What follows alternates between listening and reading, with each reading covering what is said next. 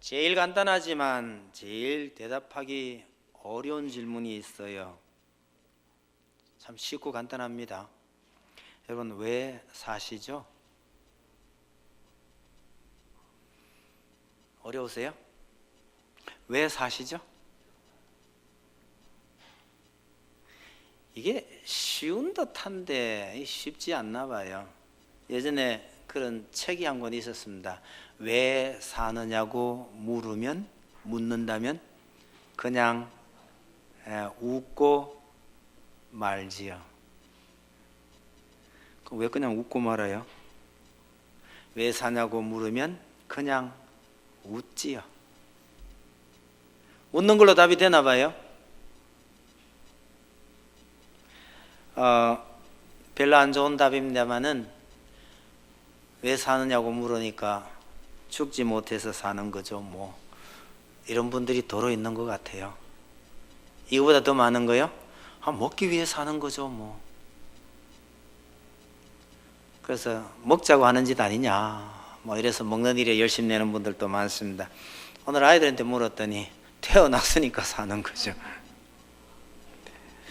여러분, 왜 사느냐고 하는 이 말이요, 이게 어떤 의미에서 질문을 조금 바꾸면 상당히 심오한 철학적인 질문입니다. 말을 바꾸면 이런 거예요.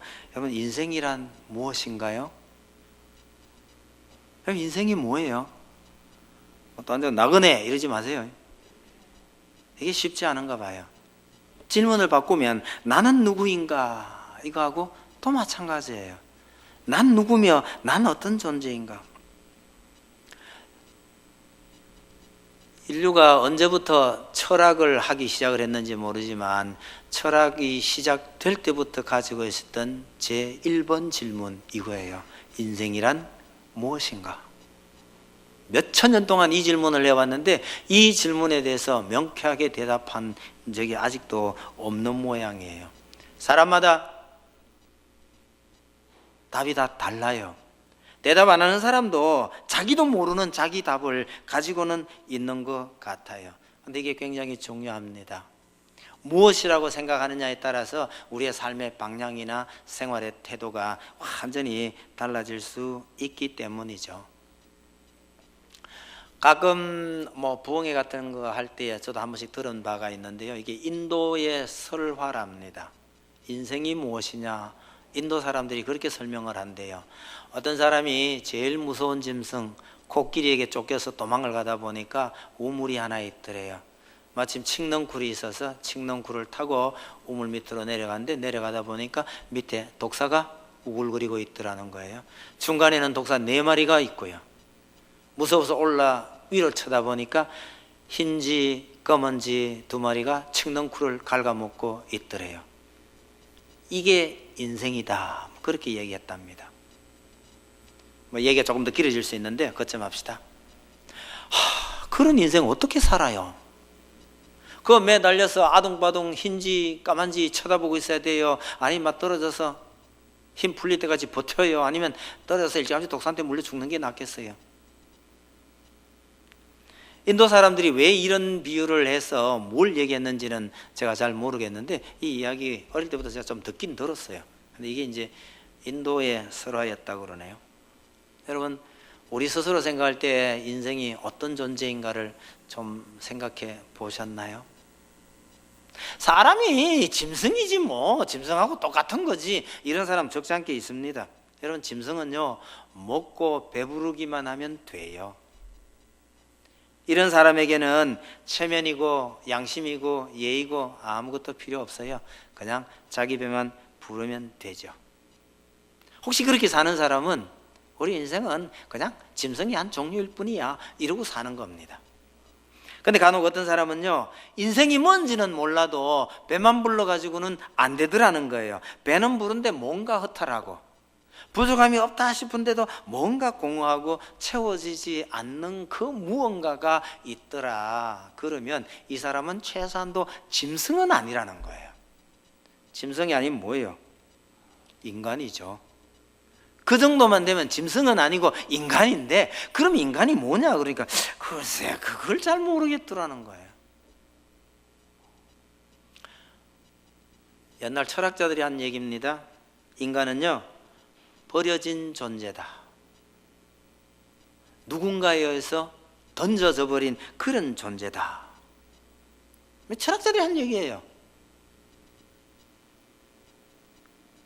어떤 사람은 태어나지 말았어야 할 존재다, 그렇게 설명하는데, 여러분, 인생이 그런 존재라고 생각하는 사람들은 이게 나중에 큰 문제가 될 가능성이 많아요. 사고뭉치 될 가능성이 참 많습니다. 언젠가 제가 가출해버린 여자애 하나를 찾으려고 돌아다니다가 결국 찾아냈어요. 문을 뜯고 들어갔더니 세상에 기집애 둘하고 남아생 셋하고 난장판을 쳐놓은 거죠. 제 목표는 그 여학생 하나였기 때문에, 그래도 그 남학생들 그냥 넘어갈 수가 없어가지고요, 다 붙들어가지고 집이 어디고 학교가 어디고 물어봤더니 얘들 답변이 이래요. 뭐 집에 연락하셔도 괜찮습니다. 우리 부모님이 우리를 버린 지 오래됐습니다, 이러잖아요. 이건 감당할 수 없어요. 그래서 제가 어쩔 수 없이 내 목표는, 너는 어차피 내 학생들 아니고 내가 진짜 목표는 얘니까 이 여학생 하나만 붙들어가 왔어요. 그런데 그 충격이 저한테 아직 남아 있습니다. 우리 부모님이 우리를 버렸는데요, 이건 방법이 없어요. 경찰서 넘겨봐야 경찰서에서 제일 먼저 전화 어디 그냐, 집에 연락 안 되죠. 그럼 학교 전화 걸어요. 여러분, 자기들 스스로 우리는 버려졌다고 생각하는 이 아이들은요, 어떻게 선도할 방법이 없는 거예요. 일종의 폭탄이 크고 있는 겁니다. 때로는 인생은요, 우연히 태어난 존재고, 또 뭐 그러니까 그렇게 살다가 죽는 거지, 우리 인생에 무슨 의미가 있냐, 이런 사람들이 우리 인생을 참 비참하게 만드는 거죠. 그나마 우리 인생은 이 땅에 소풍 왔다 가는 거다 라고 말하는 거는 그래도 나은 거예요. 누가 우리를 보고 이 땅에 소풍 왔다 가는 거라고 말했는지 기억나시나요? 거의 기인에 가까웠던 어느 시인이 소풍 갔다가 잘 놀다 왔노라 고 말하겠다, 뭐 그런 시를 한 편 남겼는데요, 그나마 다행인 거죠. 인생은 정처 없이 걷는 나그네. 분위기는 있을런지 모르지만 고달프기는 마찬가지죠. 성경이 뭐라고 하는지 우리가 분명하게 인식을 좀 하고 그걸 우리가 스스로 느끼며 체험하며 그렇게 살아가는 것이 참 좋습니다. 본문 들어가기 전에 교회에서 우리 인생을 뭐라고 말하느냐, 그 중에 한 가지 짚고 넘어가고 싶은 게 있어요. 가끔 우리 새신자들 아니면 축하하기 위해서 세워놓고 부르는, 당신은 사랑받기 위해서 태어난 사람. 여러분, 우리 인생은 사랑받기 위해서 태어난 사람이다, 맞나요? 별 생각 없이 많이 부르셨죠? 교회 안에서 많이 부르고 쓰는 말이라도 한번 생각해 보실 필요가 있습니다. 여러분, 정말 우리는 사랑받기 위해서 태어난 것 맞나요? 조금 조심하셔야 할 필요가 있습니다.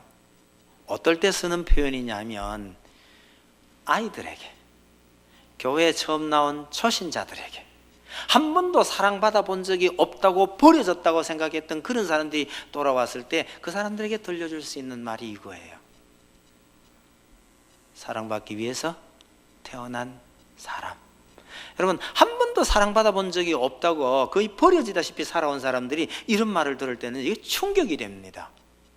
눈물을 흘릴 만큼 충격적인 고백이 됩니다만은 그게 끝은 아니에요.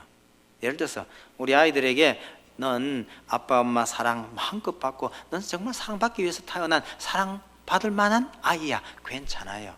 얘가 다 커가지고요, 엄마 아빠는 능력도 없고 다 늙어가는데 얘는 30, 40 돼 가는데도 그것도 안 차놓고 넌 사랑받기 위해서 태어난 아이야, 이러면 어떻게 돼요? 사랑 베풀라 해도 능력도 없는데요. 다 큰 아이에게 그런 노래 들려주면 뭔가 좀 이상하다는 거예요. 여러분, 오후 예배 이렇게 참석하신 분들은 사랑받기 위해서 태어난 사람이라기보다는요, 사랑 전해주려고 태어나신 분이라고 하는 것이 더 어울릴 겁니다. 자꾸 자꾸 받기만 하려고, 받는데 너무 감동받지 마시고요, 이제는 주는 데에 더 큰 감동을 받는 여러분들이 되시길 바랍니다. 그래서 그 사랑받기 위해서 태어난 사람 하는 그 말 자체가 하나님께서 우리에게 하시는 말씀이거나 아니면 초신자나 어릴 때는 참 좋은 표현일 수 있으나, 여러분 하나님 앞에서 우리가 늘 어린아이같이 사는 것은 이건 조금 문제가 있다는 점에서 제가 조금 짚고 넘어가는 겁니다. 또 가끔은 그런 표현을 써요. 우리가 이 땅에서 이렇게 힘들고 어렵게 사는 것은 하나님께서 우리를 이 땅에 잠시 보내셨는데 여긴 마치 하나님의 훈련소와 같다. 그래서 우리는 하나님께서 보내신 훈련소에서 훈련받는 병사들이다, 뭐 이렇게 말하는 거예요. 고난을 이겨내기에는 참 도움이 되는 표현이긴 합니다. 조금 괜찮은 표현이긴 해요. 뭐 정처 없이 건넌 나그네니 버려진 존재니 이런 것보다는 그래도 우리가 교회 안에서 우리 인생이 어떤 것이냐, 성경이 이렇게 말하고 있다 이러고 가르치는 것이 그나마 괜찮은 표현이에요. 좋은 표현입니다. 그럼 오늘 본문에서는 뭐라고 말하는지 또 한번 살펴보려고 합니다. 여러분 오늘 우리 본문 보다가 그 앞쪽에요, 9장에서 10장 앞부분까지 쭉 오는 이야기를 보면 주 내용이 이런 겁니다. 하나님께서 여러분들을 광야 40년 동안 먹이고 마시우고 입히고 지켜주셨다. 얼마나 큰 은혜를 베푸셨는지 모른다. 그런데 이렇게 너희가 큰 은혜를 받은 것이 너희가 잘나서 그런 것이 아니고 오로지 하나님의 은혜였다. 그런데 너희 조상들이 이런 은혜를 받으면서도 얼마나 하나님께 불순종했는지 아느냐? 이 책망이 앞에 붙어 있어요. 그 불순종했던 이야기를 자세하게 적어놓고 있습니다. 하나님께서 호렙산에 나타나셔서 이스라엘 백성들에게 음성을 친히 들려주셨어요. 나는 너희의 하나님이니라. 그리고 너희는 이렇게 살아라. 그러면서 십계명 말씀을 쭉 들려주셨는데 백성들이 너무너무 두렵고 떨려서 하나님 그만 말씀하시고 우리 지도자에게 말씀하시면 우리가 그 말씀을 듣겠습니다. 그러니까 모세가 산에 올라갔단 말이에요. 40일 동안 하나님 앞에 엎드려 있었을 그 사이에 산 밑에 이스라엘 백성들은요, 하나님 어디 간지 모르겠다, 모세가 죽었는지 살았는지 모르겠다 그러면서 거기 금송아지 만들어 놓고 우상 숭배하고 이러다가 하나님에게 엄청난 징계를 받았다, 이 얘기를 그 앞에 쭉 길게 하고 있는 겁니다. 하나님을 처음 만났던 그 호렙산에서 이스라엘 너희 조상들이, 이게 신명기니까요, 너희 조상 너 위에 아버지 세대들이 왜 하나님께 그렇게 징계를 받고 야단을 맞았느냐, 그 얘기를 쭉 길게 자세하게 설명하는 이유가 뭐냐면요, 너희는 제발 그러지 말고 여호와만 잘 섬겨라, 그 말이 하고 싶은 거예요. 그게 12절 13절입니다 봅시다. 이스라엘아, 내 하나님 여호와께서 내게 요구하시는 것이 무엇이냐? 곧 내 하나님 여호와를 경외하여 그의 모든 도를 행하고 그를 사랑하며 마음을 다하고 뜻을 다하여 내 하나님 여호와를 섬기고 내가 오늘 내 행복을 위하여 내게 명하는 여호와의 명령과 규례를 지킬 것이 아니냐. 그러니까 앞에서 조상들의 그 잘못을 길게 설명한 이유는 너희는 그러지 말고 오로지 하나님을 사랑하고 하나님만 섬겨라, 이 얘기를 하고 싶은 거예요. 그렇게 하나님을 섬겨야 하는데 그 가운데서 우리가 주목해야 할 만한 표현 하나가 13절 앞에 있는 거예요. 그렇게 하나님을 섬기고 하나님의 계명을 지켜라. 왜요? 13절 앞에 보세요. 내가 오늘 내 행복을 위하여 내게 명하는, 이렇게 돼 있죠. 뭘 위해서 하나님께서 이런 명령을 주시느냐 말이죠. 하나님 자신을 위한 게 아니에요. 하나님께서 무슨 덕을 보려고 하나님을 사랑하고 이 계명을 지키고 그런 말씀하시는 게 아니에요. 누굴 위해서요? 너희의 행복을 위해서. 여러분, 오늘 우리가 하나님을 사랑하고 하나님을 섬기라고 하는 이유가 하나님께서 무슨 덕을 보려고 하시는 것이 아니고 우리의 행복을 위해서 그렇게 하라고 말씀하시는 겁니다. 이거 어디선가 좀 비슷한 이야기를 많이 들은 것 같지 않으세요? 누가 누구에게 이런 얘기를 잘합니까? 부모가 자식들에게 뭘 하라고 시키면서 이런 얘기 잘하죠. 내 잘 되자고 하는 얘기가 아니고 너 잘 되라고 하는 거야, 이러고 시키죠. 여러분, 하나님의 이 말씀이 우리가 흔히 부모님들이 자식들 잘 되라고 수고하고 고생하고 일 시키면서 하는 말씀하고 이게 비슷한 거예요. 여러분, 부모가 자식들 돈 쓰고 고생하고 애쓰는 이유가 뭐 나중에 노후 보장을 받으려고 그러는 거예요? 나중에 뭐 좀 받으려고 그러는 거예요? 그런 부모 없어요. 나중 계산 안 해요. 미치는 장사입니다. 장사로 치면요, 부모만큼 안 나와요. 그런데 왜 그렇게 사랑을 쏟아붓고 왜 너희들 잘 되라고 그렇게 고생을 하나요? 이유는 딱 하나입니다. 낳았기 때문이죠. 우리가 낳았으니까요. 낳은 내 자식이니까 너희는 잘 되라고 부모가 그렇게 고생을 하는 거죠. 여러분, 하나님께서 이스라엘 백성들을 향해서요, 너희의 행복을 위해서 이렇게 하라고 시키는데, 하나님은 왜 이스라엘의 행복을 그렇게 용을 쓰실까요? 이유가 15절 뒤편에 보면 있어요. 15절입니다. 여호와께서 오직 내 조상들을 기뻐하시고 그들을 사랑하사 그들의 후손인 너희를 만민 중에서 택하셨음이 오늘과 같으니라. 여기에 이유가 있어요. 왜 하나님께서 너희의 행복을 위해서 이 계명을 지키라고 말하느냐 하면 너희의 행복을 위해서다. 왜 그런지 아느냐? 하나님께서 너희를 택하셨기 때문이다, 그런 얘기를 해요. 여러분, 택하셨다는 걸 사람들이 하는 말로 하면요, 사람들이 부모가 자식을 낳았기 때문에 내가 너희를 이렇게 돌보는 거야, 이 말하고 마찬가지입니다. 하나님께서 너희를 택하셨다는 것은 내가 너희를 택해서 너희를 나의 자녀로 삼았다, 이런 뜻입니다. 그래서 부모님들이 자식을 낳고 자식들이 행복하게 살기를 바라면서 수고하는 그거 하고, 하나님께서 이스라엘 백성을 택해서 이스라엘 백성들이 행복하기를 바라면서 이 계명을 지키라 하는 것하고 아주 흡사하다는 뜻입니다. 그래서 오늘 본문을 간단하게 요약을 하면, 이 만물이 모든 것이 하나님의 것이지만 그 가운데 하나님께서 너희를 특별히 선택했기 때문에, 다르게 말하면요, 너희를 내 자녀로 삼았기 때문에 너희는 행복해야 하는 거야. 그렇게 행복하려면 이 계명을 지켜라. 그걸 달리 말하면요, 여호와를 사랑하고 그를 경배하라고 말하는 겁니다. 여러분, 인생이 뭐냐고 묻는다면요, 인생은요, 하나님께서 우리를 선택하셨고 우리를 불러서 자식으로 삼으셨어요. 그러니까 우린 하나님의 자녀예요. 이게 인생이 뭐냐의 답을 성경이 분명하게 이야기해주고 있는 겁니다. 본문은 아니지만 인생은 그럼 어디서 왔다가 어디로 가느냐? 우린 답을 알아요. 하나님에게서 와서 하나님에게로 돌아가는 겁니다. 이걸 알고 있는 사람과 모르는 사람의 차이는 진짜 큰 겁니다. 이야기 다 돌아갑니다. 여러분, 부모가 자식을 위해서 뼈 빠지게 고생하는 이유는요, 부모들이 자식들에게 뭔가를 얻기 위함이 아니죠. 그냥 내 자식이니까 행복하게 살아주기만을 바랄 뿐인 거예요. 여러분, 자식으로서는 행복하게 잘 사는 게 부모에게 하는 가장 큰 효도입니다. 먹고 살기 힘들어서 날마다 고생하고 애쓰면서 명절이라고 선물 사들고 오면 부모가 그걸 그리 좋아하나요?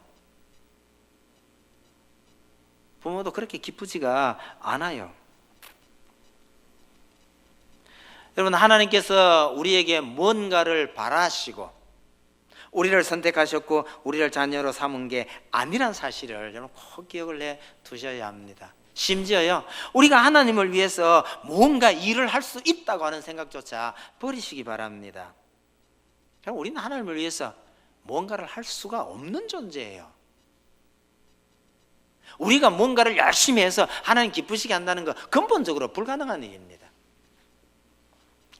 가령 아빠가 회사 일로 고민을 하고 있는데 옆에 조그마한 아이가 아빠 왜 그래? 내가 도와줄게. 이러면 도움이 되나요? 될 수도 있고 안 될 수도 있어요. 실질적인 도움은 절대로 안 되죠. 아이가 아빠가 고민하고 있는 회사 일을 어떻게 도와요? 절대로 못 도우죠. 그건 안 돼요. 근데 대소 안 한 소리 하고 있는 이게 내게 힘을 줄 때는 있어요. 이런 도움은 돼요. 네가 임마 무슨 능력이 있다고 임마 아빠 도우냐? 이건 나쁜 아빠다, 그죠? 아빠 무슨 고민이 있어? 내가 좀 도와줄게. 이러고 나오면 얘 도울 수 있는 힘 자체가 없어요. 없는데도 이 말 하는 게 우리에게 가끔은 힘이 될 수도 있는 거잖아요. 여러분, 하나님께서 우리 때문에 기뻐하시고 우리가 하나님을 도울 수 있다라고 말할 때는 이 정도를 말하는 거예요. 이 정도를. 이스라엘이 하나님의 계명을 잘 지켜서 만약에 드리라고 하는 제사를 부지런히 잘 드리면 그게 하나님께 무슨 큰 덕이 될까요? 날마다 제사를 많이 드리시면 하나님께서 배가 아주 부르실까요?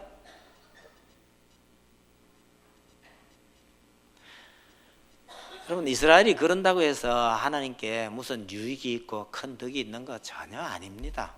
하나님께서 왜 그걸 명하셨느냐? 너희의 행복을 위해서 너희가 그렇게 하라고 말하는 겁니다. 그게 어떻게 이스라엘의 행복이 되는지 우린 잘 모르겠습니다 싶어도요, 여하튼 그렇게 하나님의 말씀을 순종하고 하나님을 섬기는 게 그게 이스라엘의 행복이 되는 거예요. 왜? 너희가 이 작은 일을 하고 이 계명을 지키고 있으면 너희가 알지 못하는 진짜 큰 일은 하나님께서 다 하신다는 뜻입니다.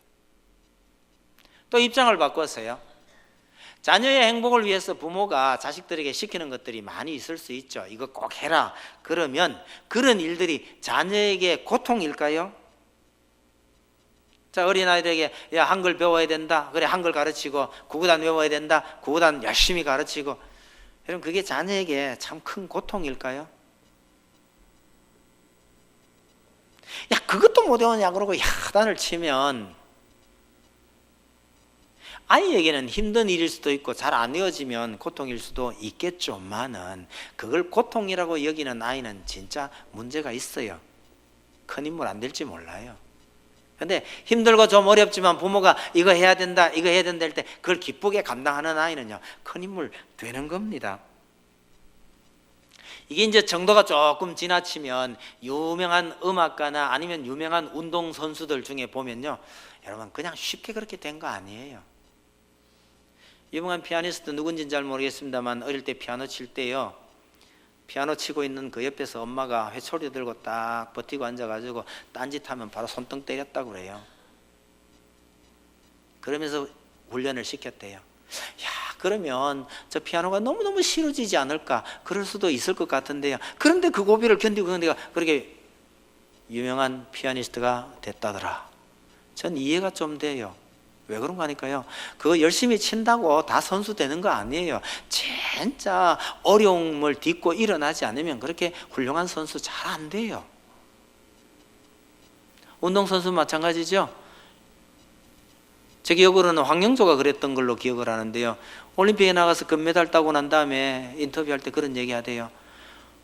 이거 때려치우고 싶은 적이 한 번, 두 번 아니었다고요. 근데 그런 아픔들을 딛고 일어나야 참 큰 인물이 되고 큰 업적을 남기는 거죠. 그러나 대체로요, 우리 부모들이 너 행복하게 살려면 이렇게 해야 돼 하는 거, 그게 힘든 일일 수도 있고 하긴 하지만 그거 좀 기쁘게 받아들이고 잘 해나가면 부모들 마음이 얼마나 좋겠습니까? 하나님께서 이스라엘에게 너희들의 행복을 위해서 너희가 이렇게 해야 된다라고 말씀하셨다. 왜요? 이스라엘을 자녀로 삼고요. 가끔은요, 빨리 어른이 됐으면 하는 아이들이 있어요. 그래서 어른 되면 뭐가 좋으냐 하고 물어봤더니요, 어른 되면 참 좋을 것 같대요. 왜요? 어른들은 아무것도 안 하고 그냥 소파에 빈듯이 누워가지고 아이들한테 시켜만 돼도 되니까, 말만 해도 다 되니까 자기도 빨리 어른이 돼서 그걸 하고 싶다는 거죠. 여러분, 아버지의 역할이 얼마나 힘들다는 걸 아이들이 잘 모르고 그런 소리 하는 겁니다. 아빠가 소파에 앉아서 아이 자꾸 이거 해라 저거 해라 시키니까 아빠 하는 거 정말 쉬운 건가 싶지만 그 아빠가 자식을 위해서 밖에 나가서 얼마나 수고하는지 그런 걸 자식들이 전혀 모르는 거죠. 그건 전혀 모른 채 아빠가 앉아서 뭐 좀 시킨다고 그 조그마한 일 하면서 그 짜증내고 힘들고 내만 시킨다 끙끙거리고 있는 거죠. 여러분, 자식이 부모가 얼마나 수고하고 하는 거 이거 잘 모르면서 부모가 시키는 작은 일에 힘들다 이럴 경우가 많은 거죠. 그런 걸 이렇게 보면 하나님과 우리 관계가 참 비슷해요. 여러분, 하나님께서 우리에게 하나님을 경외하고 그의 계명을 지키라고 하는 거 그것도 어쩌면 비슷할지 모릅니다. 여러분, 우리가 교회를 섬긴다, 예수 믿는다고 하는 것이 얼마나 힘든지 아십니까? 그렇게 하나님에게 한번 말씀해 보세요. 하나님께서 뭐라고 대답하실까요?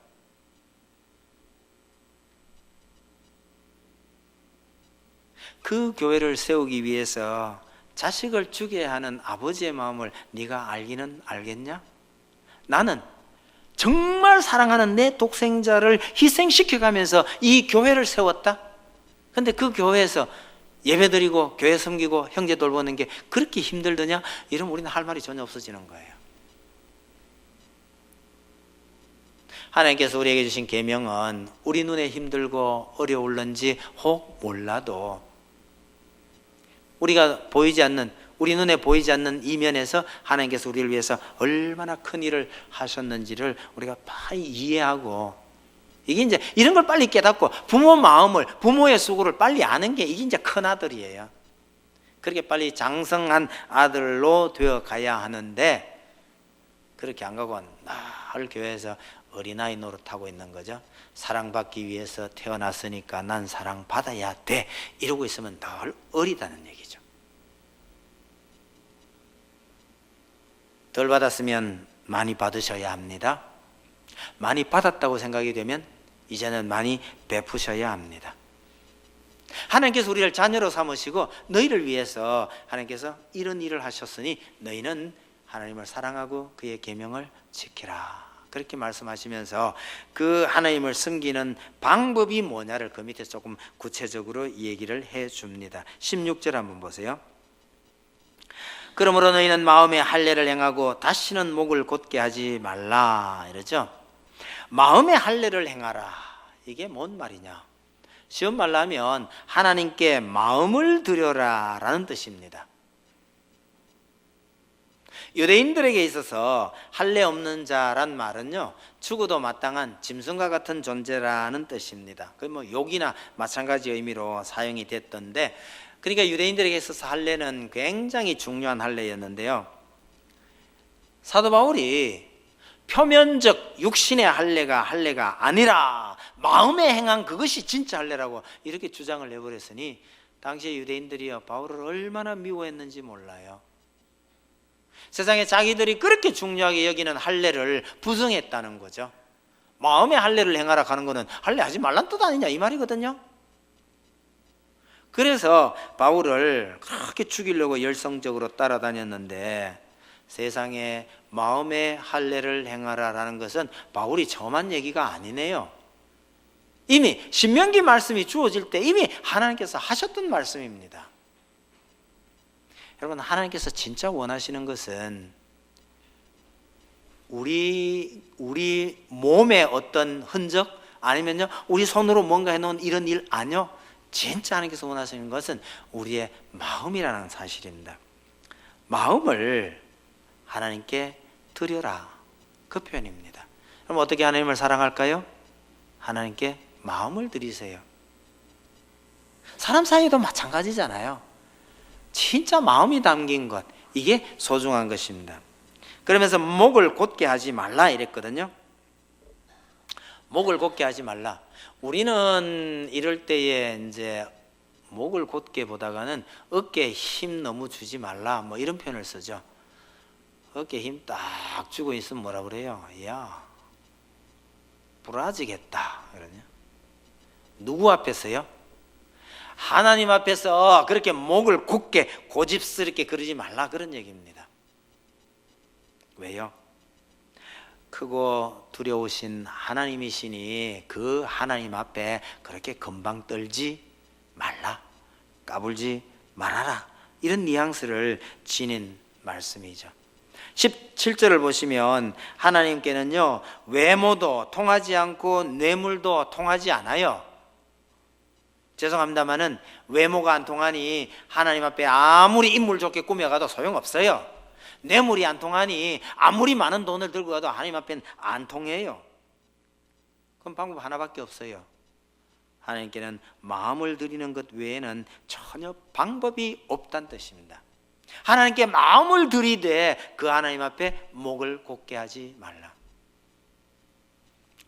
오늘 1, 2, 3, 4부 때 그 보셨던 본문 생각이 나서 제가 조금 언급을 해볼게요.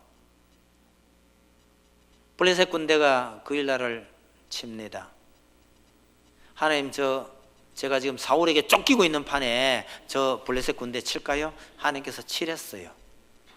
그런데 부하들이 전부 반대합니다. 지금 우리 형편이 지금 그 싸우러 갈 형편입니까? 다윗이 다시 하나님께 묻습니다. 치러 갈까요? 하나님께서 가라 그랬어요. 블레셋을 네 손에 맡기겠다. 갔어요. 그래서 블레셋 군대 쳤어요. 그래서 그일라에 있는데 사울이 자기를 잡으러 그일라로 온대요. 다윗이 하나님께 또 물어요. 하나님, 사울이 정말 내려올까요? 응, 올 거야. 사울이 오면 이 그일라 백성들이 나를 사울에게 넘겨줄까요? 넘겨줄 거야. 그래서 다윗이요, 부하들 이끌고 다른 데로 피해가 갔죠. 여러분, 다윗의 질문에 하나님께서 이렇게 답변을 잘 하셔요. 참 친하다는 느낌이 들죠. 그렇게 친한 하나님께 다윗이 왜 한 가지 요구를 안 했는지 모르겠어요. 여러분이 만약에 그 다윗이고 하나님과의 관계가 그러할 것 같으면 여러분 마지막에 뭘 한번 요구해 보고 싶으세요? 하나님, 저 사울 여기 오지 않도록 막아주시면 안 될까요? 이거나 아니면 저 사울 빨리 좀 쫓아내 주시면 안 될까요? 이런 기도 한 번쯤 하고 싶지 않으세요? 근데 여러분, 다윗이 그걸 안 해요. 왜 그랬을까요?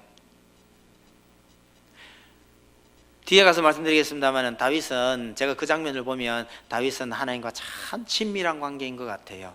근데요, 친해지면 우리가 예의에서 벗어나는 경우가 참 많죠. 근데 다윗은요, 하나님과 그렇게 친밀한 관계를 유지하면서도 하나님의 영역에 해당되는 부분, 쉽게 말하면 사울을 세우고 패하고 하는 그 부분은 하나님 소관이니 내가 거기는 관여하지 않고 거기는 손도 안 대겠다라는 생각이 있기 때문에 전혀 사울에 대해서 언급을 안 하는 거예요. 쉽게 말하면 친하다고 해서 선을 함부로 넘지 않는다는 뜻이에요. 그래서 하나님께 마음을 드리라고 말하면서도 하나님 앞에 목을 곧게 하지 말라는 거죠. 하나님께서 크고 두려운 분, 여러분, 우리는 감히 하나님 앞에 함부로 나아갈 수 없을 정도로 두려운 분 맞습니다. 그러니까 그 하나님을 경외해야죠.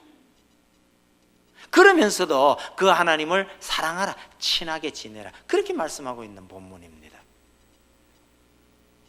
18, 19절을 보시면 약자를 더 잘 돌보아라고 말씀하시는데, 하나님께서 너희가 애굽에 종살이하고 있을 때 특별히 은혜 베풀어서 너희를 불러냈으니 너희도 너희 주변에 있는 약한 형제나 이웃을 잘 돌보아 주어라 라고 당부하시고요. 20절 보세요. 네 하나님 여호와를 경외하여 그를 섬기며 그에게 의지하고 그의 이름으로 맹세하라. 그냥 읽으면 별 문제가 없을 듯한데요, 이 20절을 나중에 예전에 우리가 보던 성경이 있으시면 찾아서 한번 대조를 해보셔요. 거기에 보시면 중간에 그에게 의지하고란 이 표현이 옛날 개역 성경에는요, 하나님에게 친근히 하고 그렇게 되어 있습니다. 어느 번역이 더 좋을지를 제가 생각을 해보면 여기에 의지하고 보다가는 친근히 하고 가는 편이 더 좋아 보여요. 본래 의미는 딱 달라붙어 있으란 뜻이에요. 뭐 하나님을 의지하고 가니까 뭐 괜찮긴 한데 본 뜻은 하나님에게 딱 붙어 있으란 뜻입니다. 아무리 크고 두려운 하나님이시지만 그 하나님께서 너희를 위해서, 너희의 행복을 위해서 이런 일들을 감당하셨으니 너희는 그 하나님에게 바짝 붙어 있으라는 뜻입니다.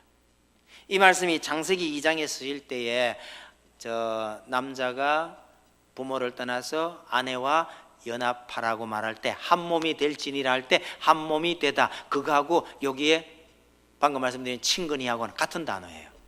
그러니까 남자가 부모를 떠나서 한 여자와 한 몸이 되라, 연합하다라는 그 의미가, 그 의미하고 그것처럼 너희는 하나님에게 그렇게 바짝 붙어 있어라. 그래서 개역 성경에 있었던 친근히하고란 표현이 더 마음에 들어요. 이걸 왜 좀 희미하게 의지하고라고 개정이 고쳐버렸는지 제가 조금 불만스럽습니다만은 그 단어의 의미는 친근히 하다라는 의미다고 기억을 좀 해주시면 좋겠습니다. 어쩌다 보면 아버지께서 말 안 듣는 아들 때문에 매를 들었잖아요. 도망가는 게 적게 맞아요? 바짝 달라붙는 게 적게 맞아요?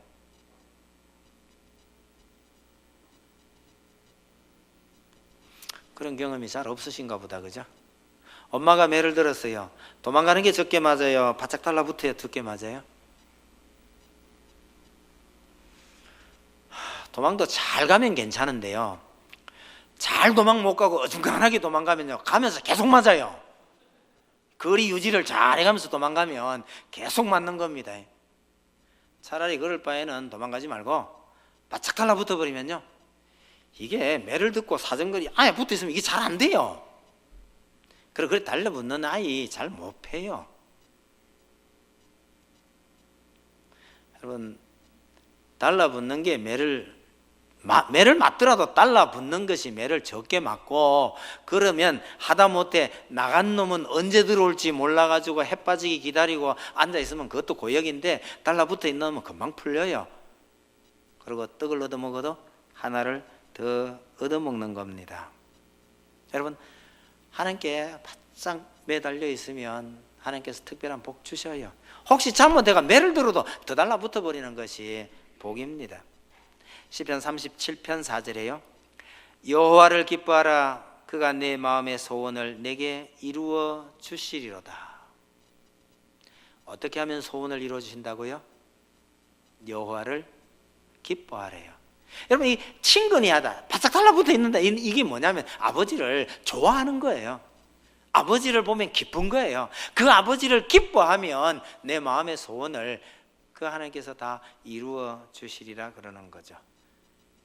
여러분, 뭐 해주세요, 뭐 해주세요 하고 쪼르기보다가는요, 그 아버지하고 친하게 지내면 저절로, 웬만한 건 저절로 다 해결이 돼요.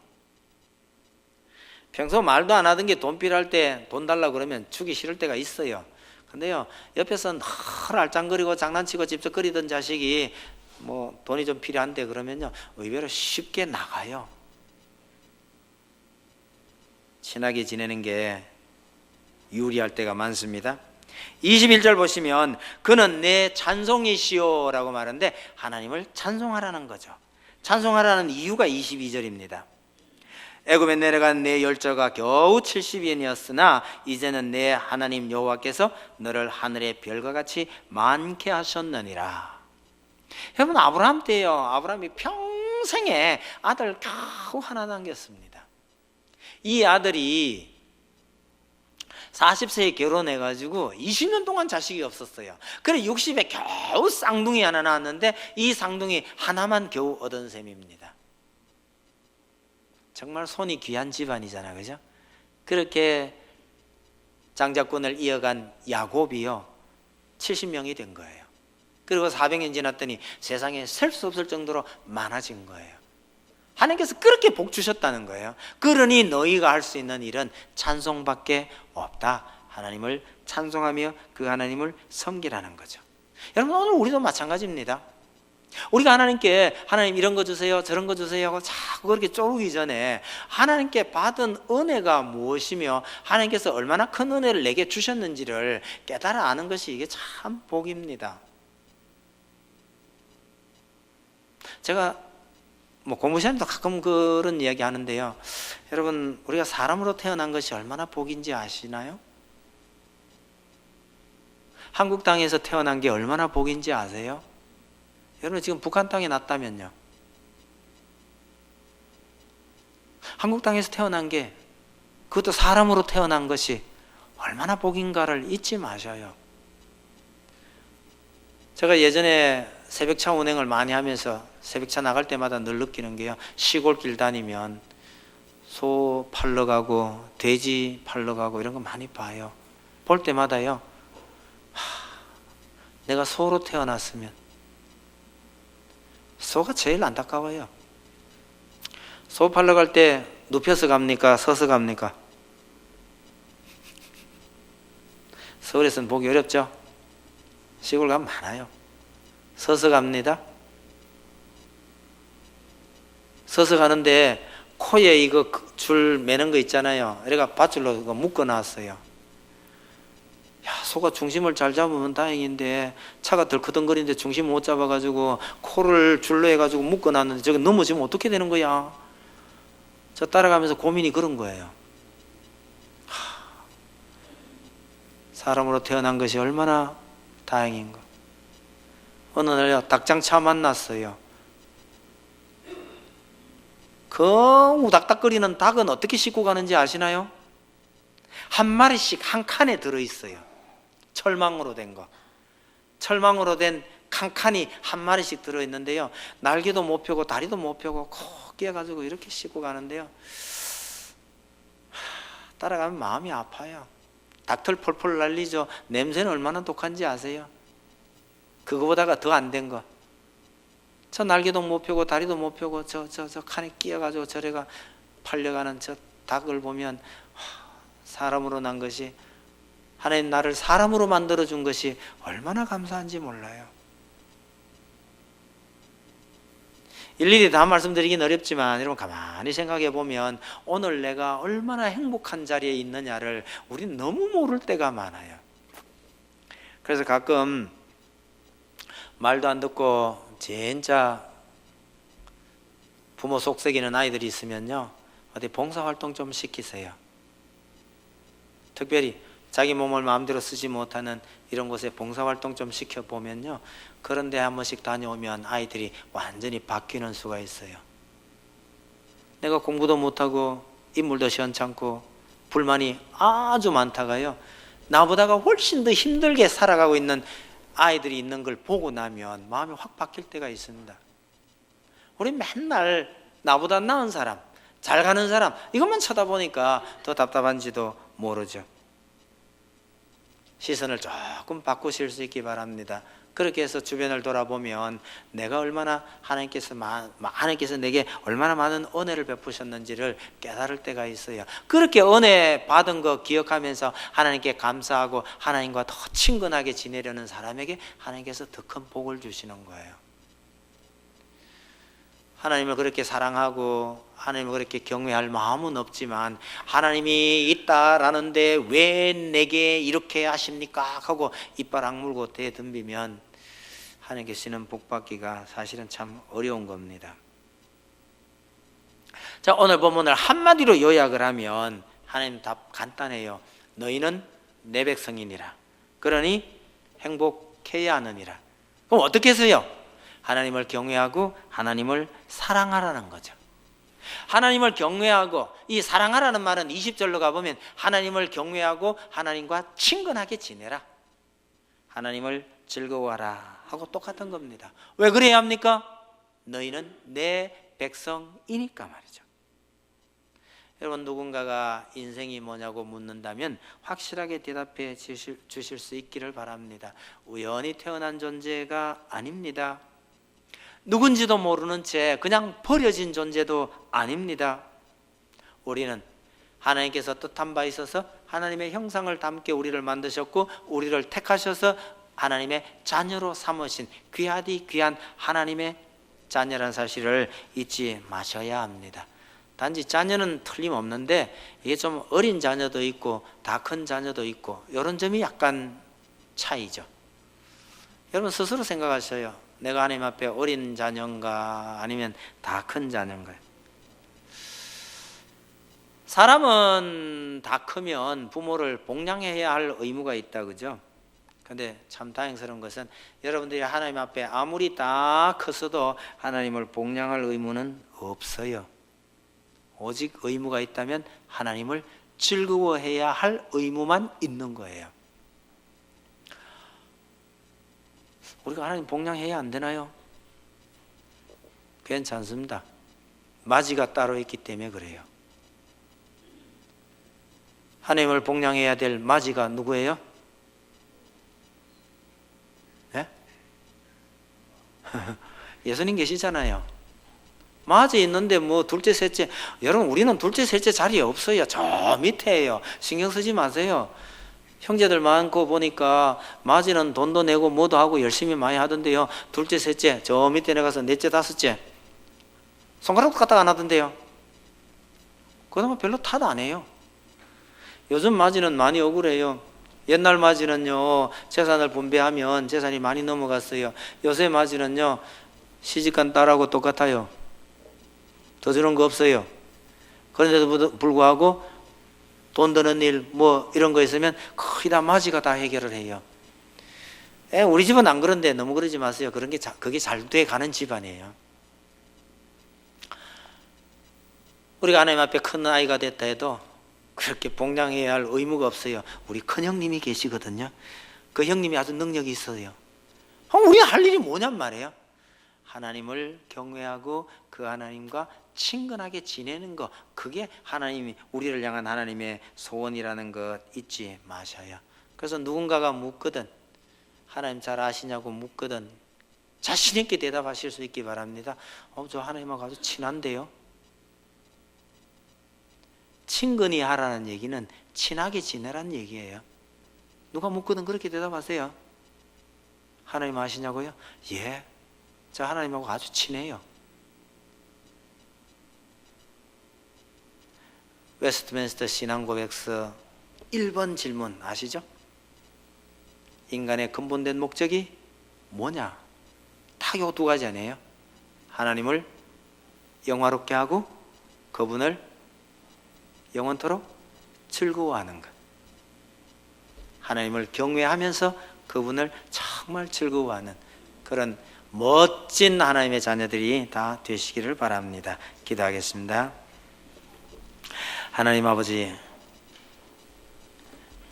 우리에게 아무런 공로가 없음에도 불구하고 하나님께서 우리를 선택하시고 우리를 부르셔서 하나님의 자녀로 삼으시고 말로 다 할 수 없는 은혜를 저희에게 주셨습니다. 너희의 행복을 위하여 하나님을 사랑하고 하나님을 친근히 하라고 하신 이 말씀 기억하면서 하나님께서 우리에게 베푸신 은혜를 잊지 않는 믿음의 자녀들 다 되기를 간절히 소원합니다. 이 땅에서 삶이 힘들고 어렵다고 해도 그것이 우리의 개인적인 욕심에 기인한 것이 아닌지, 이미 우리가 하나님께 받은 놀라운 복을 잊어버리고 있지는 않는지 우리 자신들 한 번쯤 뒤돌아볼 수 있는 은혜를 허락해 주옵소서. 무엇보다 하나님을 더 뜨겁게 사랑할 수 있게 하시고 그 하나님을 친근하게 맞이할 수 있는 저희들 되게 주옵소서. 예수님 이름으로 기도하옵나이다. 아멘.